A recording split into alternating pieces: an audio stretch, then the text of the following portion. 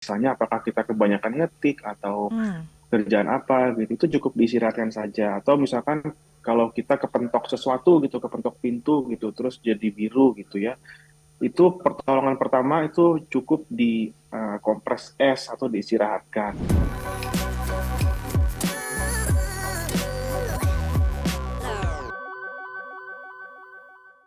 Kita masih membahas mengenai nyeri pergelangan tangan sahabat Sonora yang kadang-kadang kita abaikan begitu saja. Tapi tadi dokter bilang kalau sudah kelamaan nggak segera ditangani, nah itu penanganannya akan lebih rumit lagi atau mungkin lebih lama begitu ya. Tapi kalau penanganannya segera, ya bisa segera diatasi. Cuma masalahnya seperti apa sih dok ketika kita harus segera pergi ke dokter untuk menangani? Kalau misalnya cuma kayak nyeri-nyeri dikit gitu, apakah itu sudah perlu ke dokter atau seperti apa sih yang harus kita perhatikan gitu? Ya, oke, terima kasih Mbak. Biasanya kalau ada yang Mbak bilang tadi ya, nyeri-nyeri sedikit gitu, biasanya itu kita cari tahu dulu penyebabnya apa. Misalnya apakah kita kebanyakan ngetik atau Hmm. kerjaan apa gitu, itu cukup diistirahatkan saja. Atau misalkan kalau kita kepentok sesuatu gitu, kepentok pintu gitu, terus jadi biru gitu ya, itu pertolongan pertama itu cukup di kompres es atau diistirahatkan. Tapi jika keluhannya itu misalnya akibat cedera jatuh dari sepeda motor atau kecelakaan gitu ya, terus jatuh dari rumah kepleset, Mm-mm.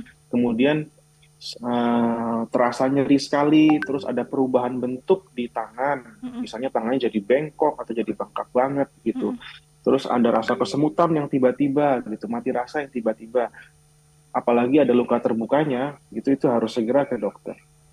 Gitu. Oke. Jadi ketika sudah mengganggu aktivitas ya dok? Ya, dan misalkan ada nyeri yang ringan tapi berlangsung kronis terus menerus gitu. Misalnya Oh. kok kerasa terus ya sakitnya di sini ya, apalagi tadi disertai rasa kesemutan atau kebas gitu dalam jangka waktu yang lama, nggak sembuh-sembuh 24 jam sehari, 7 kali seminggu, Hmm. udah berlangsung lebih dari seminggu, 2 minggu gitu, itu nggak berkurang, itu lebih baik diperiksakan saja gitu. Hmm. Ini Bapak Rahmat di Kemayoran bertanya, dok ada hubungannya nggak sama rematik atau asam urat untuk nyeri di tangan? Oh, ada. Jadi memang keduanya itu bisa menyebabkan keluhan nyeri pada tangan, bahkan perubahan bentuk pada tangan. Wow, perubahan bentuk seperti Mungkin apa tuh dok? mungkin tangannya jadi bengkok atau apa gitu. Oh. Kalau misalkan rheumatic arthritis, itu kan penyakit autoimun, dia bisa mempengaruhi tidak hanya tulang tapi juga urat atau ligamen dan tulang gitu. Itu jadi bengkok, tangannya terlihat bengkok. Terus kemudian kalau asam urat itu biasanya keluhannya itu kalau sudah terjadi tumpukan dari kristal asam urat yang disebut topus, itu ada benjolan-benjolan gitu. Dan keduanya bisa menyebabkan nyeri. Oh, bisa Macam-macam juga. keluhannya, jadi memang perlu diperiksakan. Jadi kalau ada nyeri tangan itu tidak selalu disebabkan oleh karena rematik atau asam urat. Itu dua penyakit yang berbeda gitu. Jadi harus diketahui penyebabnya apa. Jadi memang harus diperiksakan untuk mengetahui penyebab pastinya apa begitu ya. Nah, kemudian Ya, kalau sudah datang ke dokter nih, penanganannya seperti apa sih, Dokter Oriza? Kalau misalnya tidak ada surgery, tidak ada tindakan operasi gitu ya, seperti apa penanganan pada nyeri pergelangan tangan ini? kalau misalkan gimana Mbak, nggak ada tindakan operasi. Iya, misalnya tidak perlu dilakukan operasi, lalu Oh, apakah kita harus oh ya. mengonsumsi obat secara Biasanya teratur?